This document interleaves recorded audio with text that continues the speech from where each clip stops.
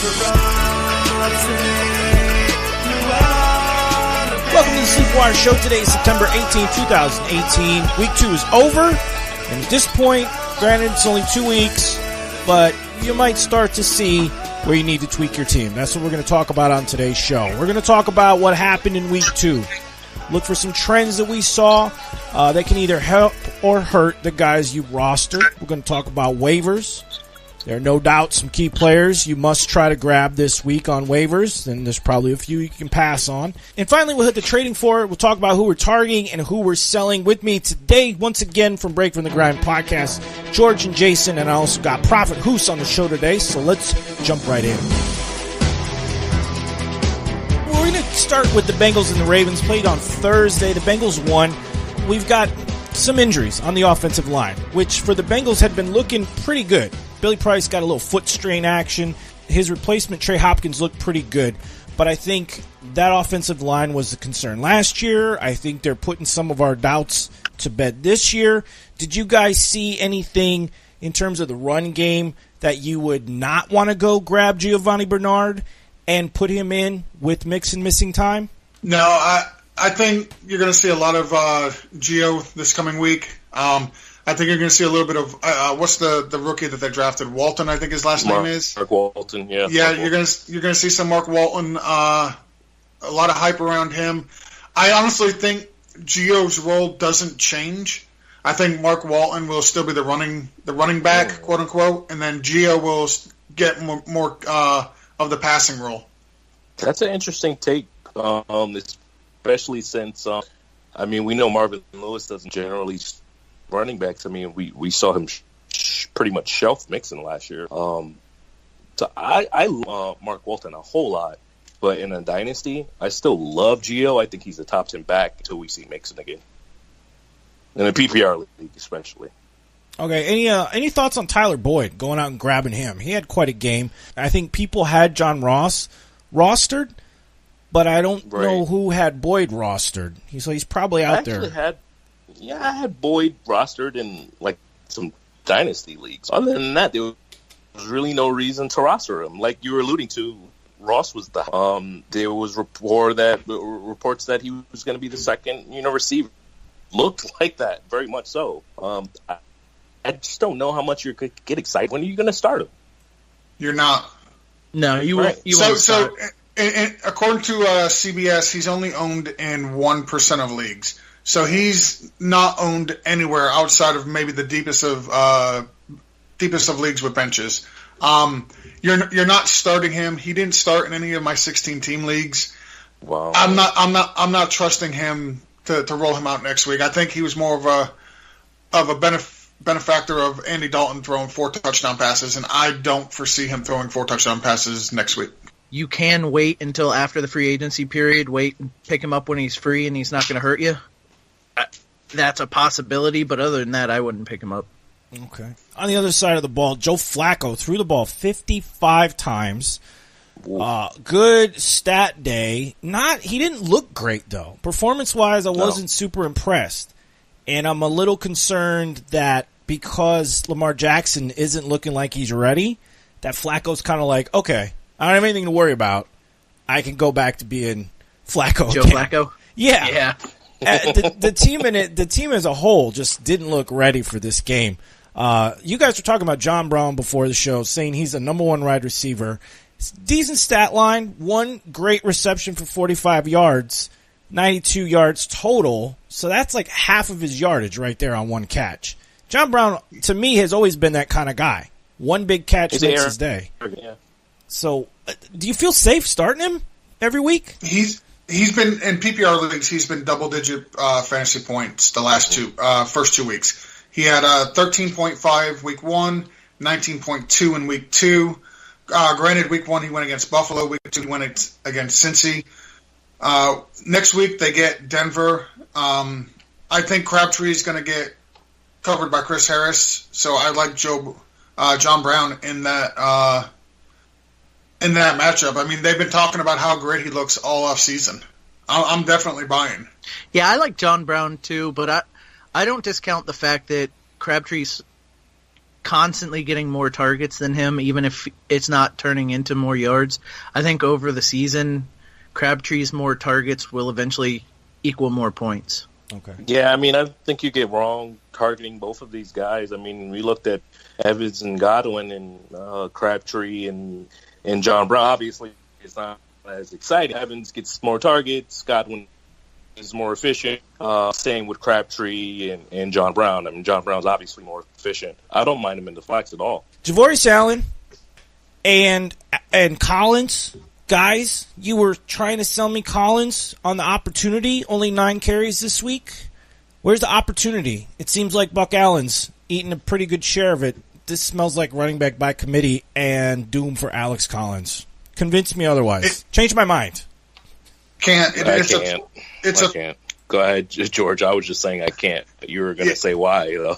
Yeah. If you look at the breakdown, they're using Alex Collins more in the red zone and as the goal line back than they are using they're using Buck Allen, rather, more at the goal line than they are Alex Collins. Yes, they both had 1 attempt last week. Buck Allen punched it in. Alex Collins could not. I think I seen a stat earlier. It's like Buck Allen is getting almost 2-to-1 touches at the goal line over Alex Collins. That defies logic, though, because Collins seems to be more of the power back, more of the stronger runner.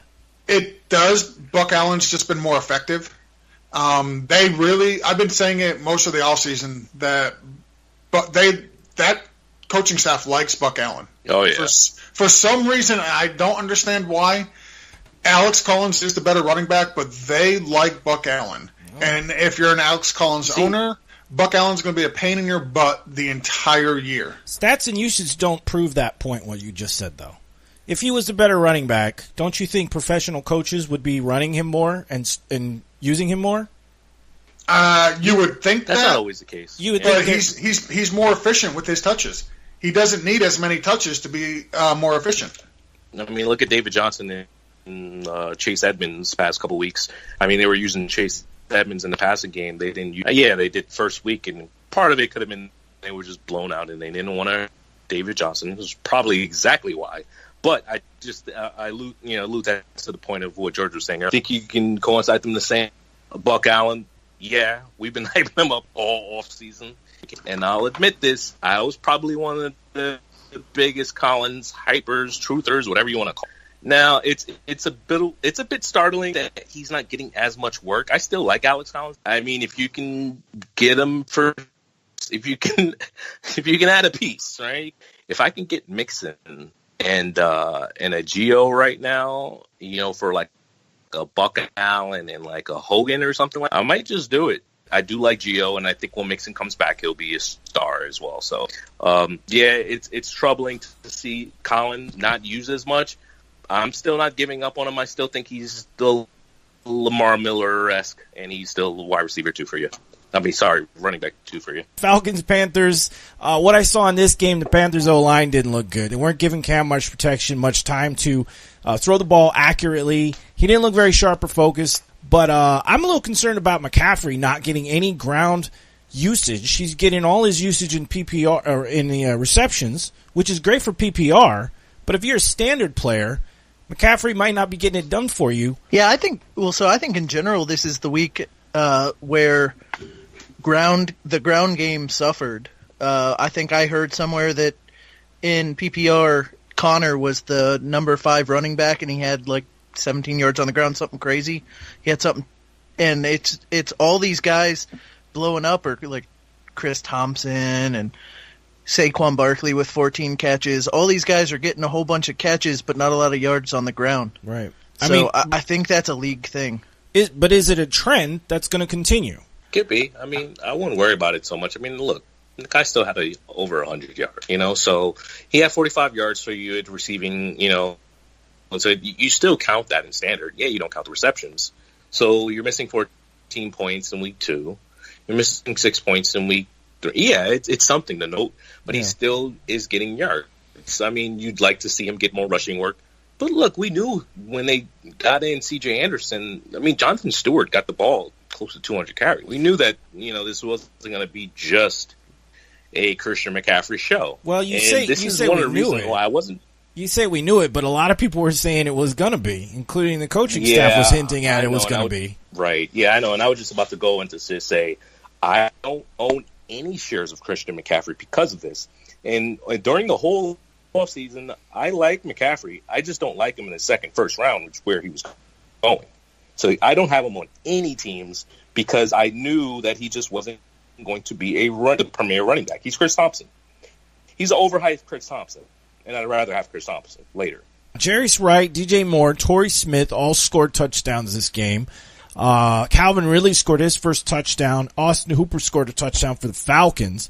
Any of these guys pop out to you as waiver wire targets for either of these teams? If you're hurting at tight end, Austin Hooper might be a waiver wire target. He looked like he was getting some more usage this game. Maybe he's getting a defined role. Yeah, I agree with Jason. If I'm going to jump at anybody from the Falcons, it would be Austin Hooper. Somebody else I might consider picking up is Ito Smith.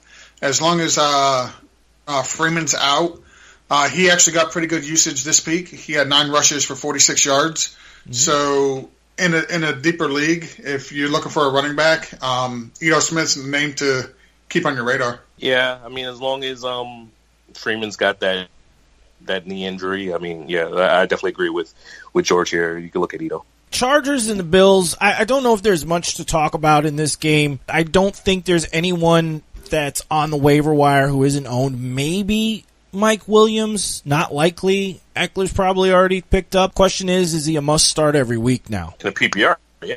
I mean, you have to. I mean, he gets enough work. Yeah, I would flex Eckler each week.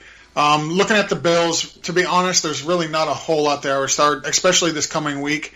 I definitely wouldn't start LaShawn McCoy if he plays against the Vikings. Yeah. And actually, to be honest with you guys, you know what? I'm tired. I quit. I can't do this no more. I got to go. Goodbye. Okay. Yeah, my favorite. George pulled Devontae Davis on us. That is literally my favorite thing in the NFL this week is that the Bills are so bad they had a player retire at halftime. Dude, how dysfunctional is your team? So I was never really crazy about McCoy this year because I didn't think that O-line was going to be any good. But, I mean, if you're missing McCoy, is Ivory even an option? I mean, outside of the deepest of leagues? I mean, he did. Didn't he score a touchdown last week? Yeah, but, I mean, the team itself doesn't look right. No. So even though he's even if he's a starting running back and he's going to get an opportunity, there's probably guys on the waiver wire that you'd get over Ivory. I'm sure you'd take Gio over Ivory, right?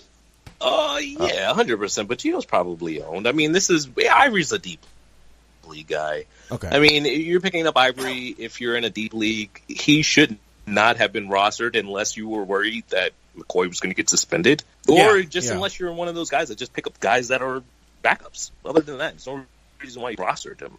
At this point, yeah, maybe you pick him up in a deep league, but other than that, you're probably not going to use him.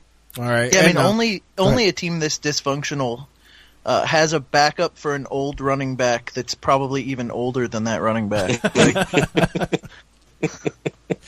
Right? I mean, is Ivory older than him? McCoy and Ivory are both 30 years old. Sorry, I'm back. I found out that my contract, unlike Vontae Davis, my contract with you guys was not fully guaranteed if I quit. So I had to come back and get that money. And technically they're both 30, but Chris Ivory was born 3 months ahead, so yeah. I'm sticking with it. Right. You were right. With it. You were right. On a technicality. I tell you what, the way this Bills team looks, this team could go winless, possibly. Jesus. But I think you start a defense against this team any week, you're pretty safe. So, you might not start the Packers defense all year, but if you're in a pinch in week 4, they do travel to Green Bay. That's a defense streaming opportunity right there. All right, let's move on to the Vikings and the Packers. This was an excellent game. Ended in a tie, but I wanted to talk about Cousins because he had a pretty good game. Pretty good game at the expense of Dalvin Cook, though. And so that was a little concerning to me. He came out of it with a little sore hamstring injury, said it was nothing. I think we're okay. But this is concerning, and maybe it's a red alert. Like, if you're a Dalvin Cook owner, go grab Latavius Murray. If you're not, are you guys going out to grab him just in case? No. I'm not. No. Not even, no. Yeah. I'd rather have Chase Edmonds at this point. Yeah, I'm not starting Latavius Murray in any of my leagues. I guess if you went 0 RB and you're desperate for a running back, or if you drafted Le'Veon Bell and Joe Mixon and Devonta Freeman, if those were your first three picks, which could totally, which is possible, could totally happen, right. and you're looking like desperate, and you're desperate for a running back, and you're looking, well, there's Latavius Murray, there may be options there. I mean, I guess yes, but it's not something I'm going to do and feel comfortable doing. Man, I started Chase Edmonds in a league that I was just so depleted on, and he still gave me 7 points in the PPR. I don't know what Latavius did because I haven't kept my eye on him, to be honest. But yeah, Cook has been bad. Like, maybe we should start paying attention to Latavius because, I mean, but so is David Johnson, but both guys should have the job. I mean, I don't think you can give up on these guys. I do want to talk about the Green Bay running back situation because that's going to be a big question for people. Aaron Jones is coming back, and everyone's asking, does he take the job from Jamal Williams? So let me get everyone's opinion on that first. I'm going to say, I'll start off by saying no. And the reason why I say he doesn't come back and take it, at least not right away, is he doesn't have any – the last two games he's been sitting, he didn't get a whole lot of practice in the preseason. Aaron Rodgers is banged up, and one of the things Aaron Rodgers doesn't do very well is pass protect. So as long as he's not up to snub with his pass protection, I still see them leaning on Jamal Williams. You're talking about, you say Aaron Rodgers doesn't pass protect. You meant Jones, right? Aaron Jones. I'm sorry. Yes, Aaron Jones. Right. Although Aaron Rodgers doesn't pass protect very good either. Fair enough.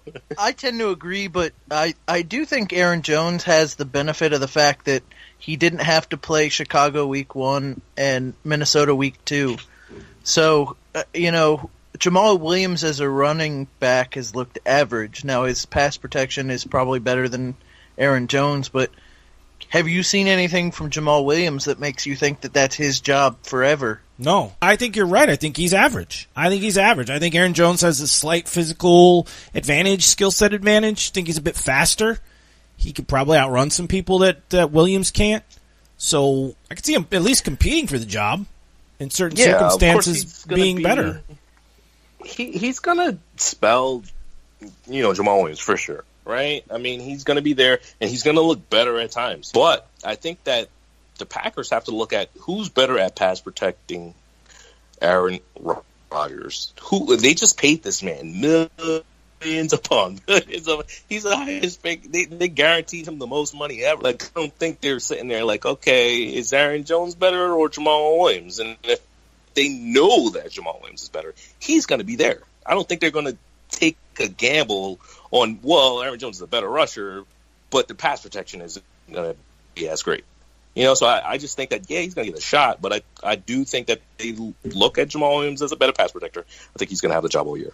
Okay. Titans and Texans. Texans coaching, I think, is suspect. 11 penalties. Team looked out of position constantly. You got Jadeveon Clowney yelling out on the sideline, getting penalized. Bill O'Brien is not doing a good job of developing Deshaun Watson. That's my opinion. He was so hot last year, and this year he does not look good. The weird thing is, it doesn't seem to affect Hopkins, and Fuller came back. Didn't really affect him. They both had great statistical games. But the Texans as a whole should have won this game, I think. They need to be playing better. You got to keep starting Watson, right? The upside is worth the risk at this point still. You drafted him so high. I mean, unless you got a Phillip Rivers. I'm going to go, if you have a Watkins and a Blake Bortles, I would start Blake Bortles over Watson at this point that's a good, until I see something from Watson. Bortles, Dalton, are those the guys you would... Fitzpatrick? Fitzpatrick? Yeah, I think... Fitzpatrick? I don't know about Fitzpatrick because I'm not sure his magic can last 3 games in a row. I love what he's doing. I love the post game presser, but who the fuck is Deshaun Watson? No, so that gets to our point. Like in the draft, we always talk about during the draft you have to be willing to change your strategy if you see the draft breaking in a different way than you thought. The season's kind of the same way, right? So we're stuck on the fact that you drafted Watson possibly way too early. Yeah, you got to get off that. So you've got to pivot quickly if if he's not doing the right thing for you. So if you have a better option at quarterback, if Deshaun Watson has a bad matchup, yeah, I mean, you bench him. But, if you're coming down to Watson and Fitzpatrick, man, for the third week in a row, I'm going to have Fitzpatrick on my bench for 1,000 yards. Damn it! Why, Jason? Don't do that to yourself. You know what you are me, because I do the same thing with Giants players. I won't buy into them. I do not like Odell Beckham. Not to say I don't like him; he's an amazing player, but I've never drafted him because he goes way too high, and I don't think he's ever going to finish where people draft him. He went to number 2. He's not going to finish the number 2 wide receiver. He's just not. He just won't. He's got Eli. He's got a bad line. You use good sense when you're a team player, right? So it's just like, I would much rather have Fitzpatrick. I thought you were going to say Fitzpatrick, but Fitzpatrick is a nice player. I started him last week. He wanted me some. What I will say I took from this game is that Hopkins is what Hopkins is going to be. You're going to get that from him. I don't care if it's Osweiler. Well, maybe Osweiler's the only one that could ruin his career, but I don't care what other quarterback is throwing to him. Hopkins is going to be what he's going to be every week. But Will Fuller seems to be, with Watson behind there, a must-start now. Don't you guys think? Yeah, absolutely. Oh, yeah. I mean, flex start for sure. We keep talking, like, he fell so far in the draft, but anytime he's on the field and healthy with Deshaun Watson, he goes off. He either gets a lot of yards or a couple touchdowns. And then the Titans, I don't know. I mean, with Mariota out and Blaine Gabbert in, just not a lot of fantasy value there. I was happy to see Derrick Henry get more carries than Deion Lewis this week, but he just didn't have much to do with him. Yeah, I think we'll see Derrick Henry. I think the next couple of games against the Giants and at the Colts, I think we'll see Derrick Henry perform to where we think he should be. And if he doesn't, at that point, I would sell him for whatever you can get for him. Yeah, and see, the thing is, he could break off a huge run, any given run. Like, he has the ability to cut to the outside. He's got the speed to beat people. And if he can do that in a game here, or maybe the next 2 games, it might up his value where you could get something valuable for him for a running back who's not performing as well. So, keep an eye on him. Saints and the Browns. Poor Browns. Everybody's trying so hard, and it was the kicker that screwed them this week. So, oh man! So did you see that they knew their kicker had a groin injury, and when he went out there and missed those kicks, they cut him? Dumb. Browns going up Brown. That's all we can say about it. Yeah, talk about dysfunctional. Pick up Rashard Higgins.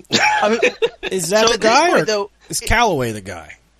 Yeah, I would say it's Callaway. Think it's Higgins. I still think it's Higgins. I'm sorry. I just did a debate with Professor Chris, and he was on Callaway. I'm like, look, Higgins still got most of the targets. I'm still a Higgins guy. I think it's Higgins still, especially in the PPR. Yeah, I'll go Callaway. I think he was drafted. So his talent-wise was a lot earlier than what he was drafted. He has the off-the-field issues just like Josh Gordon did. But the talent-wise, Callaway's a lot more talented than Rashard Higgins. I mean, if you can pick up one of these guys, I guess Callaway has a little bit more hype. Rashard Higgins might still be on waivers following next week. So maybe you pick up Callaway, but I wouldn't mind if you got a deep roster picking up both of these guys. And that sounds disgusting for Browns players. As far as the Browns go, though, isn't this the exact same thing that they were last year? Like, this is the exact same, besides having a tie instead of a loss. No, they got a better record this year, so it's obviously not the same team as last year. Okay? But it's basically the same thing. You saw it a couple times last year. They jumped out ahead. Last year they jumped out ahead of the Steelers. They ended up losing to the Steelers. They jumped out ahead of Miami last year, and they found a way to lose. And then, like this week, they jumped out ahead against the Saints. And they did what they always do. They found a way to lose, and at this point, it's hard, especially with all the talent on the team. Like, that coach, he has to be on the chopping block. It's not the same Browns as we seen last year. This team is significantly better. They've had 2 bad breaks, really, the last 2 games. But I think we're going to see better things ahead coming for the Browns. And by better things ahead, I mean the Jets and the Raiders. Well, I have to say, we're talking about the Saints like we know that they're a good team, but the Saints are a good team. They are. Have they shown it this year? I mean, Jason, how far are we in this year? How many games have we played this year? That's what I'm saying. So you're basing everything off of 2 games this year, when historically the Saints have been a very good team year in and year out. Got a point there. How many times have we seen a really good team the next year go to hell? Okay, how many times have we seen the Saints year after year after year after year after year after year after year after year after year after year after year after year after year be a very good team? It's not. Listen, we've seen teams that have those little booms where they're really good for 1 or 2 years and then they just go away. But this is the Drew Brees-led Saints. They still have a very good defense. It's just they played bad. They have a very good what now? Their defense is pretty good. No, it's not. What did they do week 1? Yeah, it hasn't been showing it's good as it was last year. Listen, week 1 is the flukiest week of the year. Everybody knows that. Listen, we can say that we think they're good based on last year, or we can see what talent they've put on the field this year. Their offense has been very good. Their defense has been suspect. This game was not a good game for the Saints overall. Yeah, it wasn't a good game for the Saints. It wasn't a good game for the Saints because they were playing a better Browns team than what the Browns were last year. If you're playing a better, improved opponent, you're going to struggle. The Browns surprisingly have a pretty decent defense. Okay, George, let me use your argument against you, and I know we're not going to go long on these, but what have the Browns been year after year after year after year? They've been awful. So after 2 games where they're made significant upgrades. 0-1-1. Yes. We're all of a sudden going to say they're better, even though they've been. They are better than last year. Statistically, they are better than last year. Are they not? What was Tyrod Taylor's stat line against a defense that just gave 48 points up the week before? What was Tyrod Taylor's stat line? You want to say he was good this week? What did he have? 150 yards? That's for sure. I mean, what did Landry do this week that was so great? Yeah, he's a good player. He had 5 for 69. Callaway and he was being covered by a pretty good cornerback. But you want to talk about year after year, the Saints are good, so they should be good. Well, year after year, the Browns are bad, so they are still bad then. Just by your logic, George. Just because you can yell louder doesn't mean you're right, George. I know. I'm not even yelling. That's the sad part. I'm just loud. I yelled a little bit, but for the most part, I'm not even yelling. I'm just loud. He is loud. I gotta agree with Jason on this one. I can't look back last year and base my fantasy choices on what I saw last year. I have to look at the now and what I saw the now, and the now showed me. I thought that was George's argument, but. No, the now we're all disarguing. The now shows you that the Cleveland Browns aren't a good team. They haven't figured it out yet. On paper, we all thought they would be better, but they haven't figured it out yet. Out of this game, what can we take from it for fantasy value? I think the Cleveland defense is somebody you might be able to start against certain teams because they did look pretty good. I think I'm a little concerned about Cameron Meredith. If you're holding on to him, doesn't look real involved. And I want to know if Ingram's going to have a job when he gets back. How much do you think he's going to be involved in this team when he comes back? Is he going to just come right in and take half of the carries on the ground? I mean, what did Gillisley do? What did Boston Scott do? What did Jonathan Williams do? I mean, none of those guys did anything. I think Ingram is safe. Think he's safe? Okay. All right. Yeah, I think he's safe. Okay. All right. That was spirited. So the Dolphins. Yeah, that's exhausted. I'm going to quit again. Yeah. Well, we get a chance to talk about your team now. The Dolphins and the Jets. Anunwa, though, we talked about him last week as a waiver wire target. A lot of targets for him, actually. Over 10. Robbie Anderson, just 5. I don't know what's going on there. And Bilal Powell was the guy to start this week over Isaiah Crowell. I think a lot of this was based on game flow. You guys concerned about Robbie Anderson at all? No, he's going to do this to you. He's going to have games where he booms, and he's going to have games where he busts. All right. I do think Anun was the wide receiver to own there because Darnold likes him a lot. Yeah. He is definitely the wide receiver. Darnold was looking for him everywhere. Yeah. And hasn't it always been like that with the Jets? Even when they have other quarterbacks starting, they seem to lock in onto one wide receiver and just throw those guys the ball constantly. So they don't have enough. Like the quarterback's not good enough to, unfortunately, not at this point to support 2 wide receivers. I mean, we'll be lucky to see if that does happen because I do like Darnold as a talent, but as of right now, Noon was the guy. All right. Yeah, he just doesn't have the experience that he needs. Yeah, and I think if you ask the Jets, they don't want Darnold right now throwing the ball 41 times. No, that was a lot. Maybe next year. That was a lot. Next year. And on the other side of the field, Tannehill only threw 23 times, but had 2 touchdowns and no interceptions, so played a lot more efficiently. He's kind of keeping this team afloat. Drake and Gore kind of splitting the carries. Drake much more productive. I have a feeling that Frank Gore is going to run out of gas. I know nobody wants to admit it, but he may run out of gas before too long, and then Kenyon Drake may be the guy. If you can buy him now, I'm saying buy Kenyon Drake now. If you can. Towards the end of that game, Frank Gore actually looked like the better of the 2 running backs, and he had a couple of really big plays. One was I believe it was a catch for a first down where they needed 19, and he got 20 yards. Well, but how fresh was he, and how tired was everyone else on that field? I mean, you could put me in the last minute of the game, and I might be able to do something when the defense is gassed from playing all day. So I can't put a lot of credit on that. One thing I was really impressed with Tannehill wasn't just he didn't pass for a lot of yards. He had 8 rushes for 44 yards. He did have a fumble, which hurts you, but he was showing his legs, which is something that was severely missing from Miami last year, was having a quarterback that would be able to scramble out of the pocket if need be. I mean, I like Drake. Gore, yeah, I'm with you, Steve. If I can get away from him now, I can. Sorry, Chris.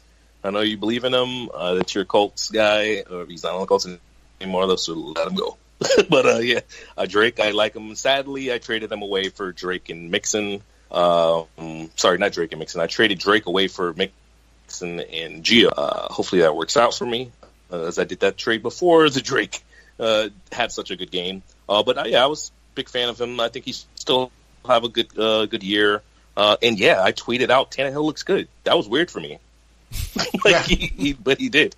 All right, Jason, we're going to talk about your Buccaneers. They defeated the reigning Super Bowl champs, the Eagles, this week, and the Eagles kind of looked lazy and disinterested. Maybe it was another team that thought they could just steamroll the Bucs, and Fitzmagic continued. So, Jason, tell me if I should get on board and start Fitzmagic or not. No, you know what happens when you start Fitzmagic?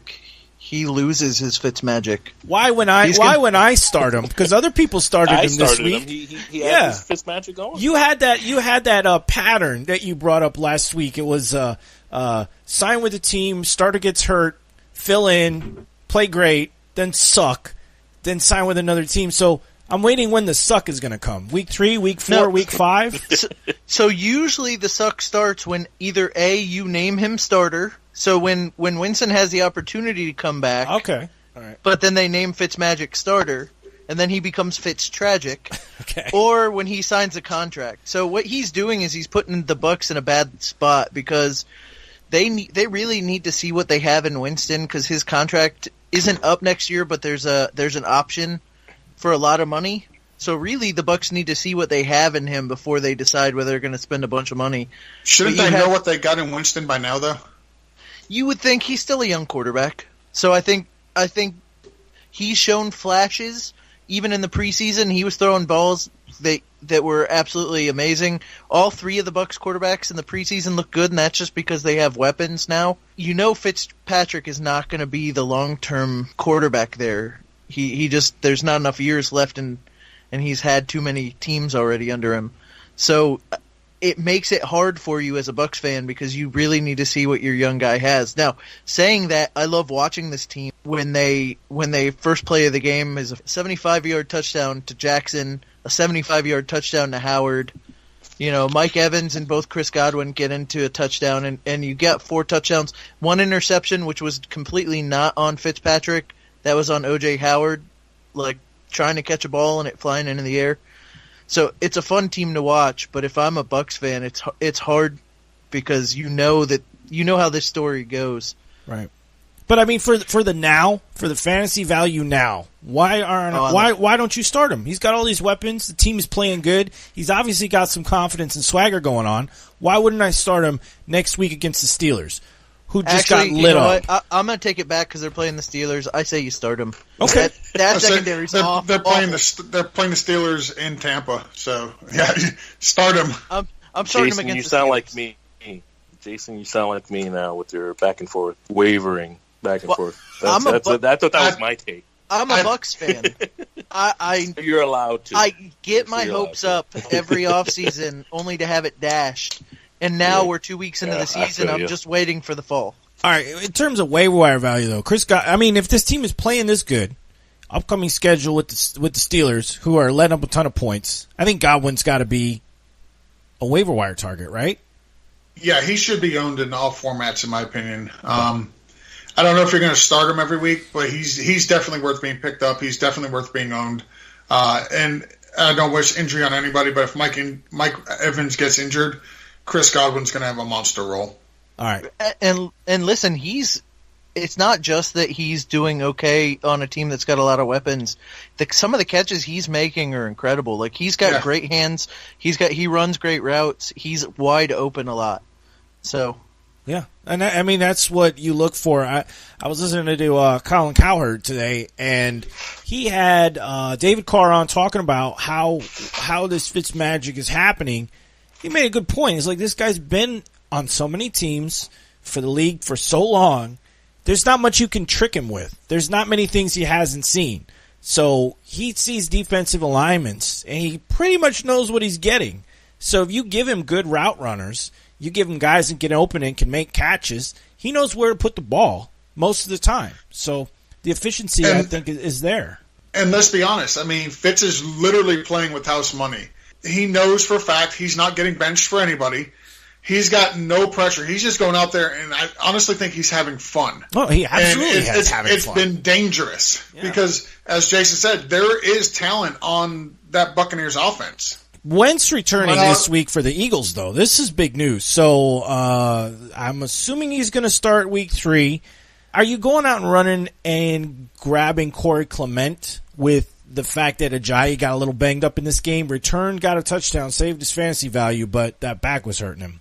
I think Clement's definitely worth being picked up. I think he's definitely worth being owned. He's the only guy left. So Sproles was out this week too. So yeah, Sproles is out right now with Nick Foles back there. He's playing it safe there, and I don't know if Wentz he's clear for contact. I don't know if they said that he's going to play next week or not. Yeah. I wouldn't be surprised if he does. I wouldn't be surprised if he doesn't. We'll learn more as the week goes on, obviously. As far as Clement goes, he's definitely worth going out there and picking up. Colts and Redskins. Colts defense looks a lot improved from last year. I guess the big question is what happened to Ryan Grant. High-powered offense. We told people to go grab Ryan Grant, 2 for 30, and then one of those catches was 21 yards. So we holding on to him, waiting for more, or is he droppable? I'm going to still hold him. Still holding? Okay. Still holding. Listen, we're 2 games in. We're talking about all these guys on the waiver wire that need to be owned. Who else on your team besides Ryan Grant are you going to drop at this point, right? Like, you're hoping you don't have multiple guys on your bench that are 2 for 30. I drop him right now for Chris Godwin. Yeah, and that's something that's very possible, probably. Yeah. I'm holding on to Jalen Samuels in one league just on a lottery ticket, but he's somebody I drop for. I would drop Jalen Samuels for Ryan Grant. Or, even Nyheim Hines or maybe Wilkins, who got the most value for his touches, split evenly with Marlon Mack, so he might be a guy I'd grab. I don't know. At least he's getting on the field. Yeah. Didn't Mack come up gimpy again in this game? He did. Yeah, so and that's what's frustrating with him is I think he's the best of the 3 running backs, but he doesn't have the best ability that you need for the position, which is availability. He's always hurt. All right, and Alex Smith, efficient day, bad for fantasy. With them playing the Packers and the Saints, 2 relatively high-scoring offenses. Well, offenses that we think can put up points for the most part. Can Alex Smith be a safe start? Is this anybody on this offense a safe start anymore besides Chris Thompson? With the fact that they just don't seem like they can keep up with teams. I'm going to roll out Chris Thompson. I'm going to roll out Jordan Reed, and that is about it. Yeah, I agree. Even Alex Smith, he's a safe play as far as he's not going to turn the ball over, so you like him in the NFL, but that's not what you're looking for upside with your quarterback. So week after week, I don't know that I start Alex Smith. Yeah.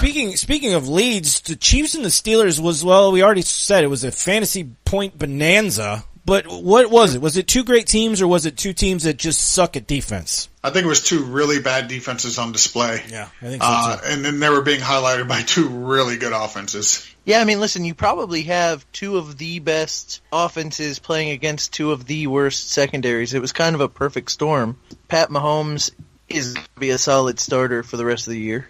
Pittsburgh, though, most of their starters are taken as well. Jesse James might be a tight end consideration, like you were talking about Austin Hooper earlier. I'm not jumping on the Jesse James bandwagon. I mean, Big Ben threw the ball, I think, 60 times this game. Yeah. And it took 60 passes for Jesse James to be relevant. They just completely abandoned the run at some point during this game because the score dictated that they had to just – the run was not working against the Chiefs and the pass was working. Well, and I think this game highlights what you're missing when you lose Le'Veon Bell, because everybody jumped on the train last week. We don't need him. But this game highlights what they're missing in the passing game from a Le'Veon Bell, where it's such mismatch problems with him out of the backfield. Right. Yeah. I mean, you can't say Connor equals Bell. Connor does not equal Bell. Connor is filling a spot, but he is no Le'Veon Bell in terms of skills. And you would have expected with this many passes that Antonio Brown would have had a better day. Yeah, he didn't. He had a good day. It just wasn't an eye-popping numbers day for him. Yeah. Well, do we think that's and as good as he is, do we think that's a sign of things to come? I know. So, Big Ben overthrew him a couple times. You could, as of today on Twitter, you could tell he's frustrated. Is it just that there's so many weapons there now that they're not going to focus in just on Antonio Brown? No, I think it was Le'Veon Bell missing. Yeah. I mean, with Le'Veon Bell back there, and as Steve was saying, James Conner is not Le'Veon Bell. Secondaries and linebackers both, they keep an eye on Le'Veon Bell because of how dangerous he is coming out of the backfield. And without him back there, they don't really have to do that as much. So you can cheat over another player in your secondary to help out on Antonio Brown.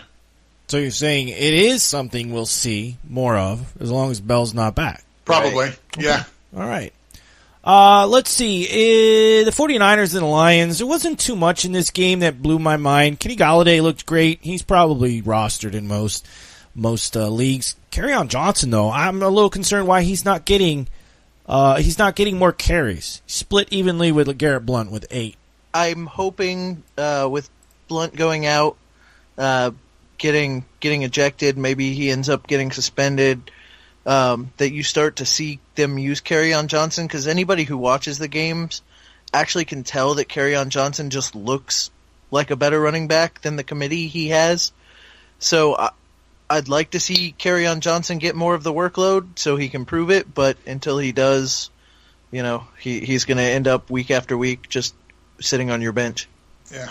All right, on the 49ers side, I know Dante Pettis had a good amount of hype around him. Didn't do much this game. And George Kittle kind of disappeared in this game, too. Any concern about either of those guys? I think you guys probably like Kittle a little bit more than Dante Pettis, right? Yes. Yeah, listen, I picked him up.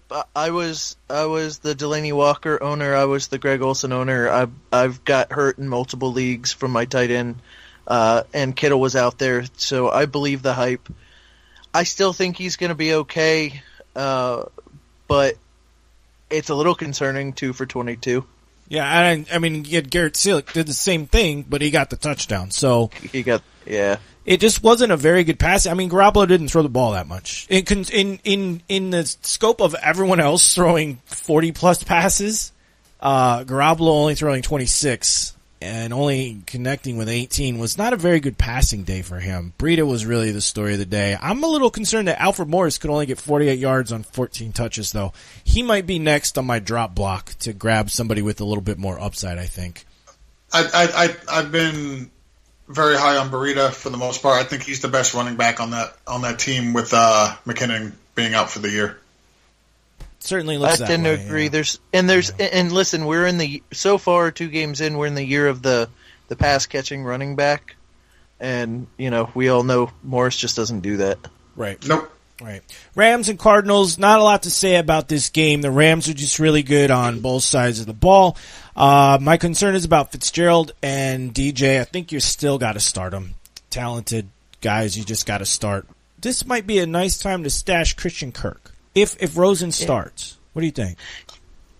So I like Christian Kirk as a talent. I'm just it's kind of what I said at the beginning of the year with DJ before the draft. Is it's so hard because the rest of that team just looks so awful. Right. And man, they didn't make it past the 50 until garbage time with a minute left. They're just a bad team, and that coaching staff doesn't look like they know how to use any of their players. The only player on the Cardinals that I'm starting is David Johnson. I'm benching Fitz. I've got no issue with it at all. I'm not starting RSJ. I'm not starting. If and when Rosen starts, I think some of those guys' value changes a little bit. I agree. Just because he seems like he wants to play football, whereas Bradford's kind of just there. So I think I'd be a little more aggressive. Maybe not accurate, but a little more aggressive. Well, let me say, I think I bench Rosen through next week. You don't want Rosen to start against the Bears. No. So I think you bench Rosen through at least next week. And let's be fair, and I can't say that I think Bradford's going to turn it around and be good, but he just went against the Rams, who we all think is one of the top 2 best defenses in the league. So it's not like he went up against, I don't know, that stifling Saints defense and played terribly. Swiss cheese.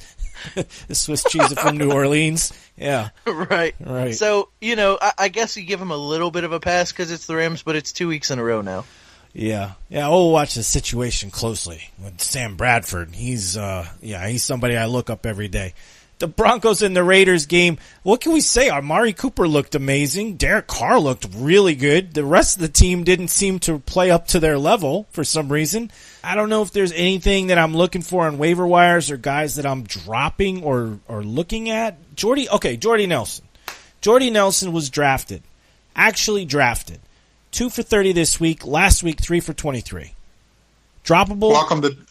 Welcome to the waiver wire. I was going to, y'all, be careful there. Matthew Berry would call us. You can't say that. Yes, I know. Welcome to the waiver wire. Yeah, sadly, right? He doesn't have it anymore. Yep. No, and I think a lot of what he had was timing with Aaron Rodgers, and you're just not seeing that with Derek Carr. Right. Yeah. And age and injury and all the things that got to him, but yeah, he just doesn't have it. They were ahead. The Raiders were ahead for a good portion of this game. Do we think the fact that John Gruden likes old players and now they're the oldest team in the league, maybe they just get tired, need some Metamucil and a timeout? Some Ben Gay. A little bit of Ben Gay about midway through the third quarter. So is that what they're doing in that blue tent? Yeah. No, that's the early bird special for dinner. Oh, okay. The only thing I'm a little concerned about is Amari Cooper. He's done this before. He did this last year. He had a huge game and then did nothing. So I would love it if he went out and did nothing next week. I would be thrilled. Why? Because he plays the Miami Dolphins. Oh, okay. Well, there you go. But if you could trade him away and get something for him, you could convince somebody that he's back. Do it. Do it now. Yeah, this is a good week. This is a good sell high week for Amari Cooper. Yeah. Yeah, if you could sell, he got 10 receptions and 116 yards, and then he's playing the crappy Dolphins next week, and then the Browns.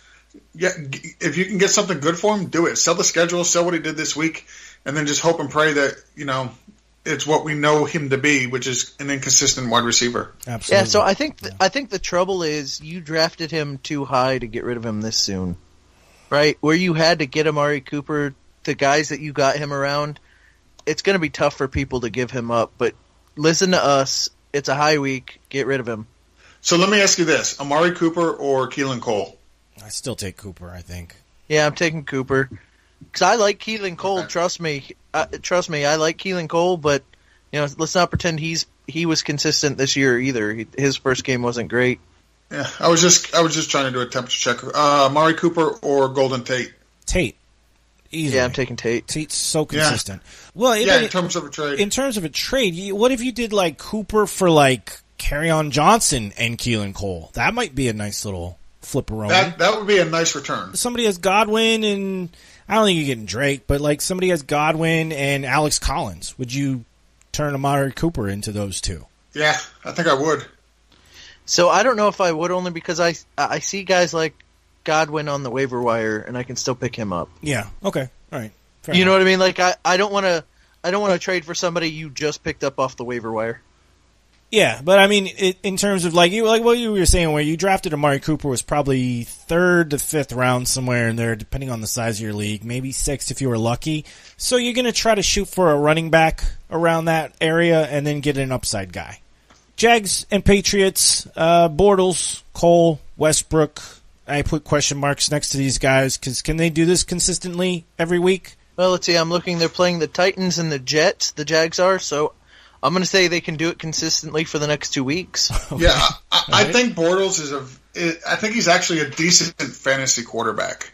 I like Keelan Cole. I like him a lot. I actually just traded for him today in one of my dynasty leagues, and I'm thrilled to death to be adding him to my roster. He's somebody I'm targeting in a lot of leagues. I'm really high on him. I think the kid is special. Does Westbrook make a decent 2-week rental? Because I mean, he's probably on waivers right now too. I don't think anyone really drafted him.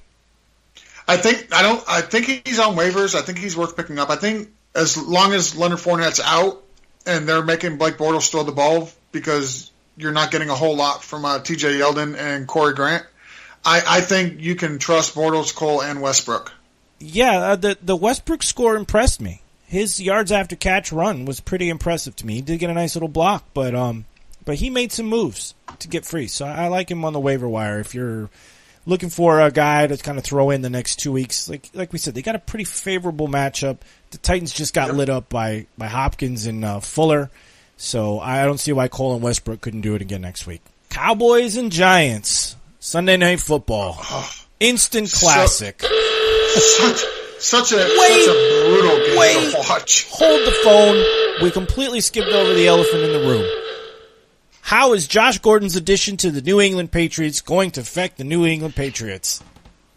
Oh, as a Josh Gordon truther, I absolutely love the addition to the Patriots. He's played with really bad quarterbacks for the most part. Tyrod Taylor's been the best quarterback he's ever played with. And now he's going to probably the greatest quarterback in NFL history in Tom Brady. I think it's going to be fantastic. So I think, one, we need to clip that part where George says he's the greatest in NFL history because he's denied that for years. I have. And then two, listen, if we think that he can learn the playbook, because we've had wide receivers go there and not be able to do that, like Chad Ochocinco. Mm-hmm. If we think he can go there and step right in, which we've actually seen players do for Bill Belichick, and we think he can go in and be a good teammate because that's something that Bill Belichick requires, then I think it's great news. He's a great physical talent.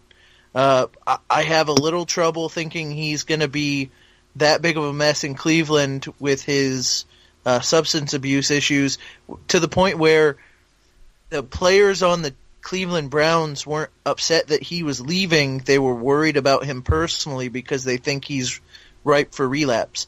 So for me, it's more of a worry, like, if you take an addict out of a situation where he's comfortable and you put him in a totally new situation, is that good for him? Like, do we think he's going to be able to survive the stress of a new team, a new coach, a new playbook, all of that? The most disciplined team, the most demanding coach. This guy's going from the least disciplined team to the most. He's going to a team that demands accuracy, attention, excellence at every single play in a game, every single practice, every single route has to be perfect. And I didn't even think about that, Jason. I didn't even think about the stress of that situation is going to put him under. I'm not excited about the value of Josh Gordon in New England. I think if you have him and you can sell it with all the stuff George said, never had a good quarterback, physical specimen for sure. I would use those to sell him. I bet you could get something good for him because the hype around this guy right now has never been higher. And personally, I don't think he's ever shown me anything in the limited games that he's played to give me any confidence that he's this polished route runner that's going to suddenly jump into New England and be able to play the style of football in their system and be successful. If he can stay on the straight and narrow and learn that system, maybe next year he could be a superstar. There's no way he can do it this year. George, sell your boy. He's gonna go out and do it on the field. He's got all the talent in the world. As long as he stays clean, that's the biggest if with him. Is if he stays clean, I think he'll go out and I think he'll be fantastic. We've seen it come in last year. Came right off the field. First game back for Cleveland, extremely effective. The first game that he played this year, very limited touches, went out, was highly effective, had a touchdown. I think he's going to go to New England where he needs discipline, and that's exactly what New England is known for, is their discipline. Brady will get to him and get in his ear and say, hey, this is the way we do things here, and I think he'll listen because I think he respects Brady, and that's going to go a long way. He's going to respect Bill Belichick because both of them have earned the respect from anybody. He's on the most talented team he's ever been on. Between Gronk, him, you got Edelman coming back, Chris Hogan on the other side. The team is loaded on talent, so he's not going to get double coverage like he would have been in Cleveland all those years, or even as much as he was this year. He's not going to get playing time. Effective this year, first of all. One game he played, one catch, 17 yards. Sure, it was a touchdown. One catch. Not effective. It was a very nice catch, though, too. The Patriots are not in the business of providing daycare and discipline to players. They demand it, and it's self-discipline. Okay? They're not going to waste their time. I don't care how physically talented you are when you come in. They're not going to waste their time trying to get you on the straight and narrow. They'll give you warnings and probably tell you what's expected of you, but I think in the Patriots organization, you're expected to be that way on your own. According to Mike Clay, he thinks – so Mike Clay put up his projections today with Josh Gordon on the Patriots. He's got him for 100 targets, 55 receptions, 851 yards, and 6 touchdowns. That's preposterous. That's so preposterous. I think if you can get that in 13 games, I'm just going. Hey, listen, he's considered an expert. He's probably more knowledgeable than myself. That's what he has him projected as, and I wouldn't be surprised if he hits those numbers or does a little bit better. How many targets? 100 targets. So break that down into the 13 games. That's 7.5 targets per game. There's no way. Yep. No way. Jason, you've been waiting to jump into the mix here. What do you got? And for this whole time, I've been racking my brain, and I know his last name's, I believe it was Gray. That running back a couple years ago for the Patriots. Jonas Gray. Jonas Gray, there you go. Jonas Gray, a couple years ago, 200 and something yards in a game. What happened on Tuesday? He was an hour late for 15 minutes late for a meeting, and you never heard his name again. Yeah. He erased him. Let me ask you this. His name was Jonas Gray, and I'm not saying the same thing would not happen to Josh Gordon. That's fine. But do you think if it was somebody whose name was a little bit more predominant than Jonas Gray, that the same outcome would have happened? Yeah. But no. Do you count Josh Gordon as somebody more prominent than Jonas Gray? No. The answer is no. I think you do. I think you do because they traded a draft pick for him, and where Jonas Gray was just unsigned rookie free agent. He was not drafted at all. There was no capital with him. They traded a draft pick with the condition that he has to be active at least 10 games, I think. So, they gave up a 5th round pick for him. And if he's active more than 10 games, then they don't get anything from the Cleveland Browns. Yeah, but if he doesn't make 10 games, they get a late round pick, which is probably a 7th round pick. What happens when Josh Gordon is late to a meeting or whatever? Then he's inactive. Right? It's team discipline. All they have to do is say that he missed games, he missed time. They made him inactive because he couldn't follow the team rules, and they get nothing for him. I get that. But I just think going to New England, where you know exactly what New England expects. Yep. I think with those guidelines being laid out ahead of time, he's going to know where it wasn't that strict in Cleveland. Cleveland has been pretty dysfunctional. I'm sorry. I can't accept that you're passing off the blame to everyone else. Josh Gordon is a man. He's going to know what he's expected of doing. I don't think he can handle it. I really don't think he can handle it. This is going to be a really interesting one to watch. So it is. I mean, they gave up next to nothing to get him. Exactly. I don't know. Yeah. I don't know why no other team called Cleveland and said, "Hey, we're here. It's a 5th round pick. We'll give you a 4th round pick for it." Right. For him. I mean. Well, that says something too, doesn't it? Probably because they heard how many issues he had. That says something too. Listen, I understand giving up a 5th-round pick, taking a flyer on a guy with that much talent, especially when your team's as good as it is. There's a lot of teams out there that don't want to take on the headache because they don't have the infrastructure in place, the leadership in place to handle a Josh Gordon coming in and not doing well, and the storyline around that. That's something with the Patriots. We're just looking towards our next game. What's Bill Belichick always say? We're just looking at our next game. We're 1 week at yes, the time. and the Patriots have the Patriots have a history of taking players like this and making them very productive. They do. It's not like they haven't done this in the past. They do it all the freaking time. Who? And they also take players like this and end up being nobodies again, like Chad Ochocinco. I mean, it goes both ways. Yeah, it does. But that's what they're good at. They're good at taking chances, getting value for very little, and seeing what they can do with it. But they don't waste a lot of time evaluating talent. So if we see Josh Gordon in action soon, this week, he'll play this week at the Lions, or then it'll be at the Dolphins. So we'll see pretty quickly, I think, here, if they get him on the field, what they got with him. The Sunday night game, Cowboys and Giants, we kind of groaned at it earlier. The Giants' offensive line was just dominated throughout this whole game. It just proved that when Eli can't have time to pass, anything gets set up. Beckham suffers.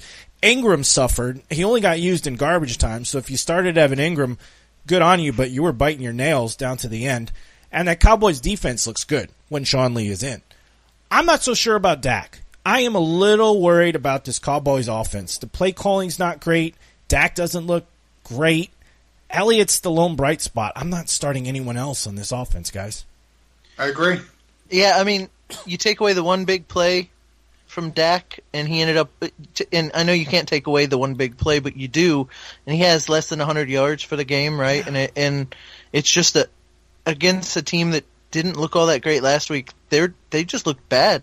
Yeah. But they have no weapons on the outside. You know what I mean? Like, you can't put it all on Dak. Who's he throwing it to? Well, it's that, and it's also the play calling. Like, maybe partially play calling. They're just not really showing a lot of variety, and I don't think they're giving Dak the type of freedom he needs. Like you're saying that first play when they came out aggressive, and why they stepped off the gas, I'm not sure. Because if they had just stayed aggressive, they could have put up 2 or 3 touchdowns in the first half against the Giants and had an easy win.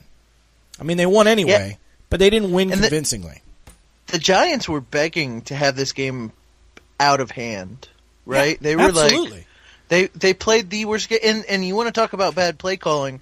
So you have a bad offensive line, and it's the worst in football. Just visually watching it, it's awful. Where it looks like matadors are playing for your offensive line. And you constantly go to a 5-step drop with deep routes. Yeah. Where's the quick outs? Where's the slant routes? Even Odell Beckham, I miss the slant routes where he takes it up the middle for a 70-yard touchdown. Where is that? You're just throwing him deep every play and hoping that Eli doesn't get killed before he releases the ball. Well, and their center just got injured, so he might be out now too. I heard it was an ankle. I don't remember if it was a broken ankle, so that doesn't help. And he's already in mid-season. I can't believe I have to play this many more game forms. Yeah. Eli Manning, that face on him after he got his 6th sack. Yeah, you mean I have to do this for 14 more games? Well, I'm kind of feeling the Cowboys' defense at the Seahawks. I'm thinking about they might get a spot start there. Other than that, it's Zeke, and that's it for me. Giants, same thing. It's Saquon and Beckham because you have to, but that's it. Yeah, those are the only ones I would 3 players from both teams I would start from either one of those teams. They're both offenses are just terrible right now. And it's sad, too, because, God, you can see it. Barkley has so much raw talent. He's so fluid, and the way his lower body moves, if that guy had any good blocking, he could be putting up 150-yard rushing, 150-yard, 200-yard rushing games. And unfortunately, he looks like he's going to be a big play. He's going to get you a good floor, but the days that you really love him is when he breaks off a big play. You're just not going to get it. I don't think you're getting a lot of them this year. It might be almost the same thing with Zeke, too. I hate to say it, but he is catching more passes, which is good. We're going to talk real briefly now about waiver wire targets and trades. We kind of mentioned these things already throughout the show, but we're just going to focus on them for about 2-3 minutes each here. All right, Jason, let me get you first on here. Give me a couple waiver wire targets you like. But are there any guys that we haven't mentioned that you're putting on the top of your waiver wire list? No, I mean, I think we discussed it. Godwin was going to be one of them. If you haven't gone out and seen what Geronimo Allison's done, I still like Geronimo Allison. He had a good game against a really good defense.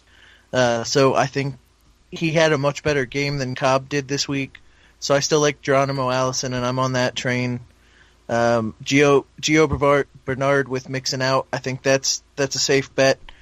Other than that, we talked about most of them throughout the show already. If Ito Smith is available for deeper leagues, I would pick him up if he's available. As long as Freeman's going to be out, like I said earlier, he's going to get some play at running back. Let's talk about trades real quick. Are there any guys that you're just done with and you're selling them? And anybody you're coming to another team and trying to buy low right now? So I just sold Djax today. He was one of the guys I would sell high on. I traded him and Jimmy Graham for Keelan Cole and a 2020 second-round pick in a dynasty league. And I think that was a great trade for me. I would sell high. I know Jason was going to talk a little bit about Pat Mahomes. I was too. He's somebody, if I could sell him high, because he's not somebody who I took early as a starting quarterback. Right. If I could get something nice in exchange for him, I would definitely look into doing that. He's not going to go out and put up these kind of numbers week in and week out. Listen, I think he's a good start week in and week out, but especially in single quarterback leagues, there's a good play. Fitzpatrick's had 2 amazing games. There's always somebody you can stream. So if you can get a good quality wide receiver too, you can get a good running back if your running backs are injured. Yeah, I sell Patrick Mahomes because I'd be happy rolling out Blake Bortles. I'd be happy rolling out Fitzpatrick against the Steelers. There's always somebody you can start. So take the hype for the 6 touchdowns, see what you can get for it. I've got 2 classifications here. I've got rookies and I've got 0-2 teams. And if you have an 0-2 team in your league that has Joe Mixon, if you have an 0-2 team that has DJ, you're pushing hard to try and get those players, I think, because you can always sell, hey, you can't last 2 to 4 weeks for Joe Mixon to come back at 0-2. Right. You need to make the playoffs. You can't last another couple bad games until the Cardinals switch quarterbacks. You need something now. Trade me DJ. Rookies, I like Sony Michel. I'm going to try and buy him because his value is really low. They looked like they were going to use him like Deion Lewis, and he had a bad game, but he played the Jaguars. Everybody not named Hogan had a bad game on that offense. So I think I'd go try and get Michel. His value's low, and it looks like when he's in the game, he's going to get the targets. Look for the guys who've been struggling that were drafted, in the first 3 or 4 rounds. Guys like, for example, I'm going to go out and try to buy some Royce Freeman. He's been struggling. He's in a full running back by committee with Philip Lindsay.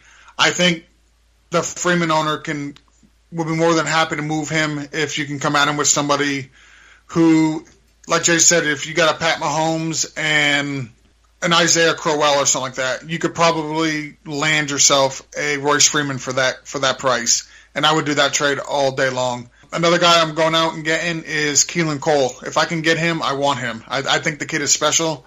I think he's going to have a year like Allen Robinson had a couple of years ago in Jacksonville, where he had over 1,400 yards. I just think Keelan Cole is a legit wide receiver, and I think he's going to have a phenomenal year this year. Another guy I'm looking to go get, Alshon Jeffrey in Philadelphia. We don't know how much longer he's going to be coming out. I don't know how much longer people are going to want to keep him on their bench. So you could probably get him pretty cheap. With Carson Wentz coming back, and hopefully Jeffrey will be back within the next 2 or 3 weeks, if you could stash him on your bench, you potentially could have a very decent wide receiver on your hands there. Another one who's been injured that I'm going to try to go out and buy is Doug Baldwin. Yes, he's got something going on with his knees right now, but if you can stash him for another couple of weeks, when he comes back, he's going to be Russell Wilson's number 1 wide receiver on that team. He's going to be a target monster. So go out and get him now while you can get him cheap. Yeah, very good. I'm trying to sell right now. I'm trying to get out from under Josh Gordon, and we talked about it a lot. I think I can get a lot for him with the hype surrounding him. I'm trying to sell Josh Gordon. I'm also kind of looking to sell Keelan Cole, opposite of you. I think that he's going to be up and down throughout the season. I don't think the Jaguars' offense is going to be super consistent. So if I can get something nice after this beautiful catch and this great game for Keelan Cole, I'm getting rid of him now.